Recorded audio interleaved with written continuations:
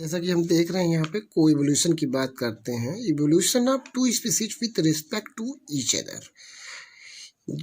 को इवोल्यूशन से कि नाम से ही पता चल रहा है coevolution evolution with each other.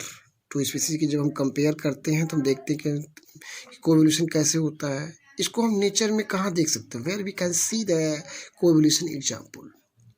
आप नेचर में इसको पा सकते हैं। सिम्बियासिस, पैरासिटिज्म, होस्ट पैरासिट के बीच का जो रिलेशनशिप होता है, प्रे प्रेडेटर के बीच का जो रिलेशनशिप होता है, ये सारे एग्जाम्पल को इवोल्यूशन के अंदर आते रहते हैं।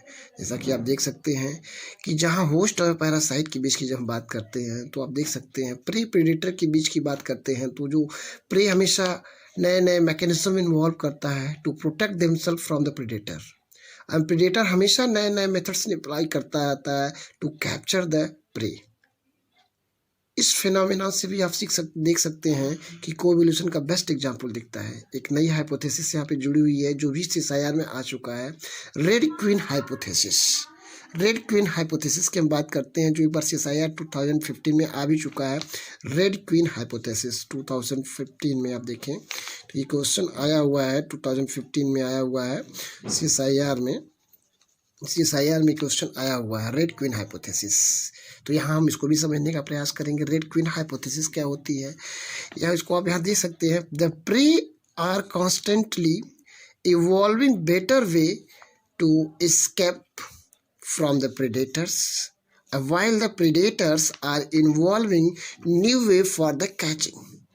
इसको अंदर भी आप समझ सकते हैं कि प्रे प्रतिदिन हमेशा एक नया प्रयास करता है अपने प्रेडेटर से बचने का, और कोई न कोई मैकेनिज्म डेवलप करता रहता है अपने आप को प्रेडेटर से प्रोटेक्ट करने के लिए। वहीं प्रेडेटर हमेशा कोई न कोई नई मैकेनिज्म डेवलप करता रहता है जिसके द्वारा वो क्या करता है, प्रेडेटर को प्रे को कैच करने का प्रयास करता रहता है। और इस फिनोमेना को कहते हैं रेड क्वीन हाइपोथेसिस। इसको आप देख सकते हैं, आपके एग्जाम में आया हुआ भी है और इसका एक क्वेश्चन CSIR में आया हुआ है। आप यहाँ देखें, ये क्वेश्चन आपके CSIR का आपका है। CSIR 2015 में क्वेश्चन आया हुआ है रेड क्वीन हाइपोथेसिस। यहाँ पे देखिए क्वेश्चन आया हुआ रेड क्वीन हाइपोथेसिस, यहाँ पे दिया हुआ Red Queen hypothesis related to them. Question the Red Queen hypothesis related to them.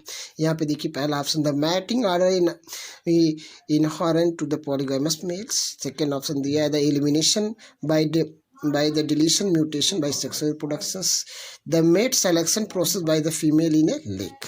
The last options, which is the correct answer of this question, the evolutionary arm race between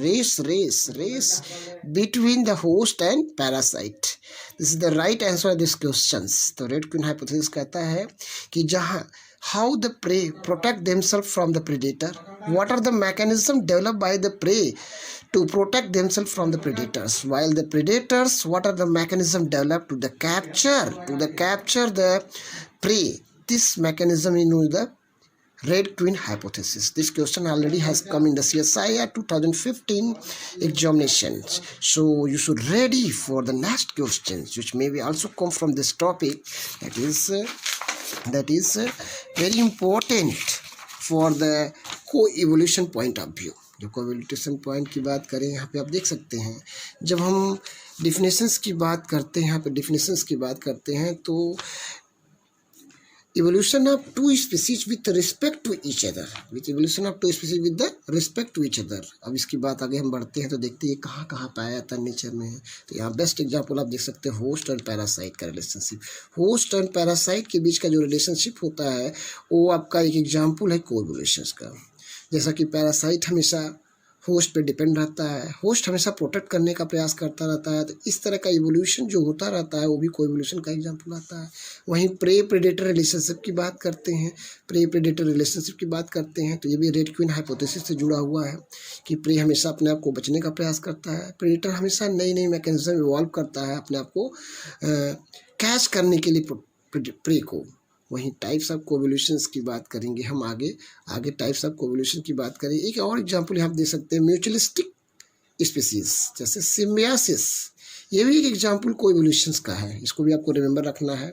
और competitive species this are the major examples of the nature which are coming under the coevolution, so you should be understand very carefully, should understand very carefully the example of coevolutions।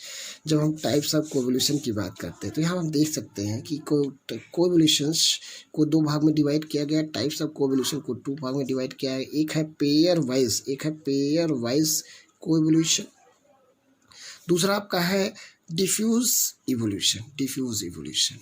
तो दोनों को समझना बहुत ज़रूरी है क्योंकि आपके exam में कोई भी एग्जाम्पल आ सकता है। जब पेयर वाइज कोएवोल्यूशन की बात करते हैं तो यहाँ वह एग्जाम्पल आता है जहाँ पे बहुत क्लोज रिलेशनशिप होती है, पेयर वाइज क्लोज रिलेशनशिप होती है। जैसे आप सिम्बियासिस में दो पार्टनर होते हैं, first and second, both are equally beneficial to each other होते हैं। पैरासिटिज्म में भी आप देखेंगे हमेशा होस्ट एंड पैरासाइट के बीच में एक रिलेशनशिप होती है, that is very much important. Host and parasite के बीच में एक रिलेशनशिप होती है जो बहुत ही इम्पॉर्टेंट होती है और ये भी एक एग्जाम्पल आपका आता है टाइप का कोएवोल्यूशन के अंतर्गत आता है, ठीक है, इसके कोएवोल्यूशन के अंतर्गत आता रहता है। यहाँ स्पेसिफिसिटी होती है, सबसे बड़ी पहचान है पेयर वाइज कोएवोल्यूशन में या क्लोज रिलेशनशिप में, there is specificity between two components. एक क्वेश्चन सीएसआईआर का यहीं से आया हुआ है, आप देखेंगे पीछे प्रीवियस ईयर का क्वेश्चन सीएसआईआर का देखिए, इम्यून डेवलपमेंट, इम्यून रिस्पांस। यहाँ बहुत ही इंपॉर्टेंट एग्जाम्पल आया हुआ था आपके एग्जाम में कि एंटीजन और एंटीबॉडी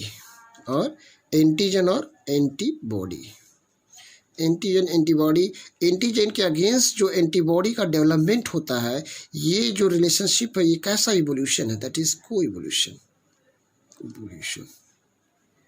एग्जाम्पल ऑफ कोएवोल्यूशन का है इम्यून रिस्पांस। जब एंटीजन कोई भी फॉरेन पार्टिकल अटैक करता है तो बॉडी उसकी अगेंस्ट एक एंटीबॉडी डेवलप करती है। एक जो इस तरह का जो इवोल्यूशन नेचर में हमको दिखता है, ये एग्जाम्पल आपका है कोएवोल्यूशन का। और सीएसआईआर में ऑलरेडी ये क्वेश्चन आ चुका, सीएसआईआर में आपके एग्जाम में एक बार ये क्वेश्चन आ चुका है कि development of antibody against antigen is the example of coevolution.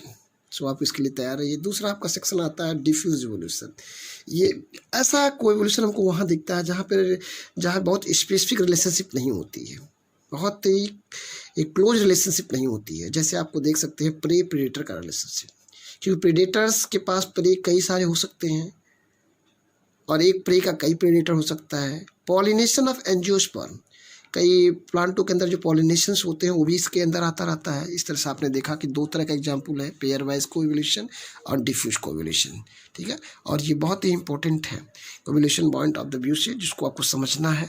जैसे शायद मुझे लगता है कि एक टॉपिक आपके लिए बहुत ईजिली आसानी से समझ में आया होगा। और यहाँ से जो क्वेश्चन आया है इम्यून रिस्पॉन्स आया है, इसको आप समझने का प्रयास करें। That is important topic for your examination. Thanks.